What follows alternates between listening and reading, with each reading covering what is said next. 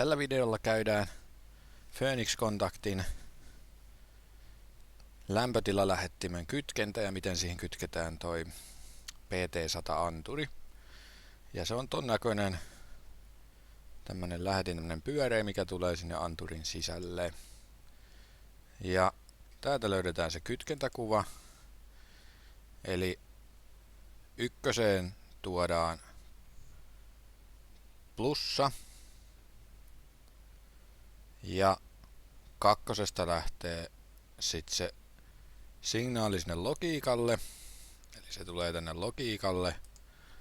Tässä on meidän logiikan kanava, niin se tulee tonne 20, eli se logiikan signaali tulee sinne sisään ja kakkosesta viedään sitten miinukseen. Eli ykköseen plussa, kakkosesta lähtee logiikalle tuonne 20 ja 30 viedään miinukseen. Niin silloin saadaan kytkettyä se myös sinne logiikalle. Sitten jos halutaan harttia käyttää, niin sitten tähän pitää pistää vastus tähän meidän syöttöön tähän väliin. Ja sitten saadaan hartti mitattua tästä ykkös- ja kakkosliittimestä. Eli siellä on semmoset pienet semmoset kiinnikke, näkyyköhän ne tässä, ei näy, mutta tai tossa näkyy toi lenkki, eli siihen saa hartin kiinni ja tossa on se kakkosen, niin harttiohjelmointilaitteen saa siihen kiinni ja tää harttiohjelmointilaite on tässä, tämän näköinen laite, eli noi saadaan niihin ykköseen ja kakkoseen kiinni. Ja tällä saadaan sitten ohjelmoitua se meidän lähetin, haluttu alue sinne ja haluttu anturi ja haluttu kytkentä.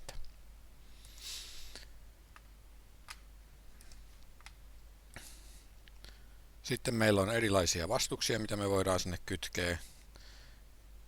On nelijohtiminen, kolmijohtiminen tai kaksijohtiminen. Ja meillä tässä työssä on käytetty PT100 vastusanturia ja nelijohtimisena. Eli kolmos- ja nelosliitin tulee tuonne vastuksen toisiin päihin ja vitonen ja kutonen tulee vastuksen toiseen päihin. Eli sillain kytketään ne vastukset sinne. Eli tämä on vastukset ja tämä on se logiikan pää ja tässä on se meidän anturi. Sitten kun kytkennät on tehty, me voidaan ruveta ottaa sinne yhteyttä, haluttaisiin sillä harttiohjelmointilaitteella tosiaan konfiguroida se. Niin ensimmäisenä mennään tänne harttilaitteeseen. Täältä löytyy ladattavat tiedostot ja täältä löytyy GV Hard USB Modem Setup. Eli tommonen tiedosto, millä saadaan asennettua toi meidän harttimodeemi meidän järjestelmään. Eli tämmönen on ladattu, sitten mä oon sen purkanut ja sitten asennetaan se tiedosto täältä. Klikataan sitä päältä ja päästään asentaa ja täällä on install. Painetaan sen jälkeen kyllä. Asenna. Close. Ja näin meillä on asennettuna se harttimodeemi. Sitten voidaan mennä tänne meidän laitteeseen. Ja täältä löytyy myös ladattavat tiedostot. Ja sieltä ohjelmisto. Ja nyt tämmönen FDT container. Eli me halutaan tommonen, millä sitä pystyy sitten ohjelmoittamaan. Ja mä oon senkin ladannut tänne valmiiksi. Eli FDT container. Ja sieltä setup. Ja lisätiedot suorita joka tapauksessa. Kyllä. Install. Tämän jälkeen asennus pyytää käynnistää uudelleen, niin painetaan siihen, että kyllä.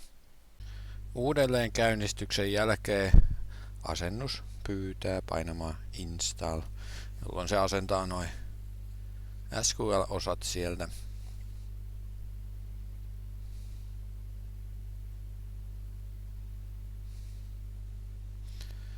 Ja sen jälkeen se asentaa M&M Software.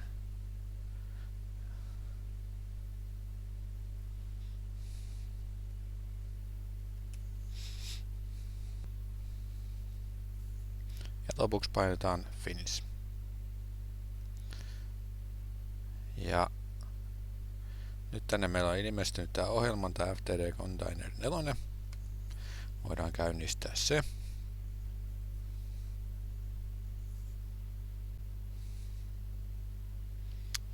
Noin, meillä on käynnistetty se FTD Container Application. Valitaan Empty Project.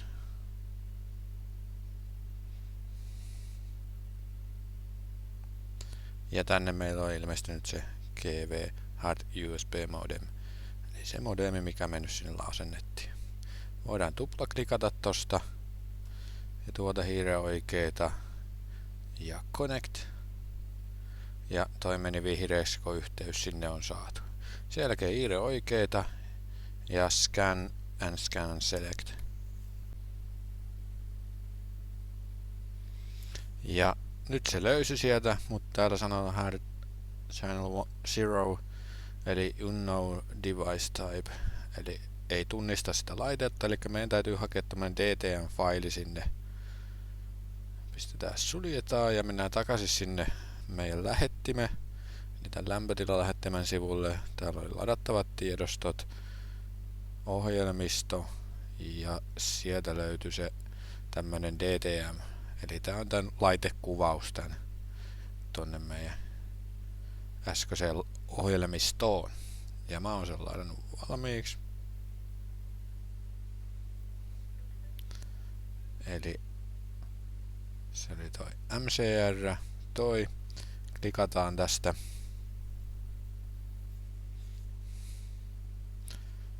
Lisätietoja ja suorita joka tapauksessa. Ja next. Next. Next. Install.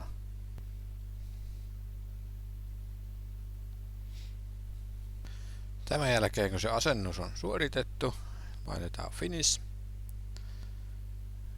Ja mennään takaisin tänne. Täältä Update Catalog. Niin nyt se lataa sieltä ne meidän laitekuvaukset. Ja nyt mä voin uudestaan tästä painaa Scan ja Scan and Select.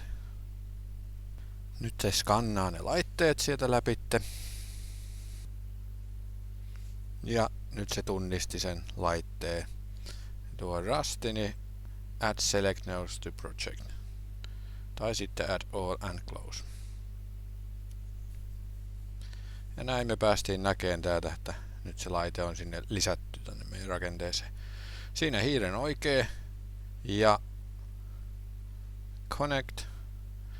Noin, se meni keltaiseksi, eli me ollaan saatu yhteys sinne. Tämän jälkeen hiiren oikeeta ja Set Online Parameter. Eli me päästään sinne onlineissa, eli otetaan yhteys sinne ja siellä päästään muokkaamaan sen laitteen asetuksia. Eli nähdään tässä, että se meni vihreäksi.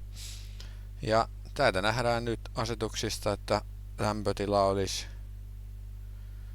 20,35 siinä anturissa. Virtaa lähtee 7,36 mA logiikalle. Ja se on alueesta 20,99%. Ja laitteen lämpötila, eli ton lähettimen lämpötila on 24,85. Ja sitten täältä löytyy erilaisia asetuksia. Applicationin alta näkyy nämä arvot täältä. Ja sieltä sensor. Niin täältä päästään laittaa yksikköä. Sitten mikä anturi siellä oli, PT100 oli meillä. Connection wire, niin meillä oli nelijohtiminen, eli vaihdetaan se nelijohdin kytken. Ja nyt se sanoo, että kun sitä ei ole vielä lähetetty, niin se ei ole vielä validi. Eli tuota täytyy sitten Store to Device. Klikataan tosta, niin nyt se tallentaa ne asetukset sitten sinne meidän lähettimeen.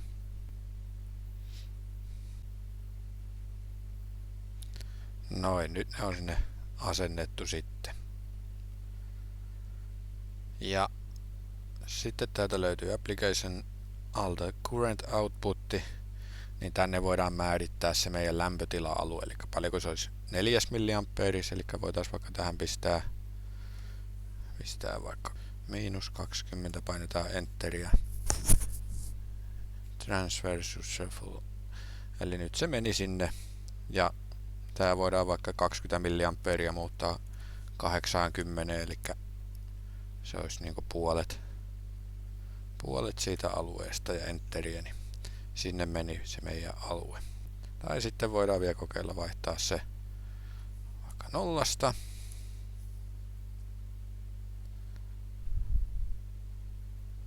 Että se olisikin 40. Noin.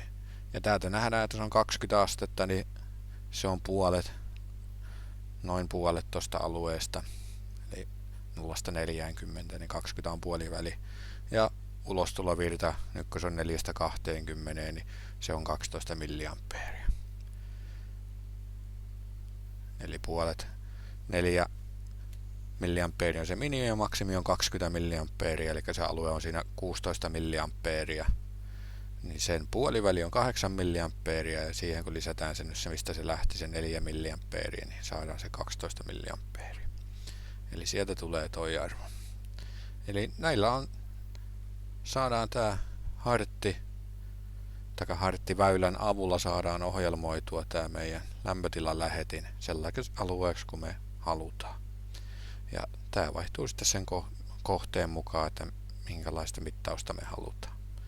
Mutta aina pitää tietysti olla se mahdollisimman minimi tää alue, ettei mittaus on mahdollisimman tarkka. Tuolta päästään sitten kytkeytyyn pois siellä.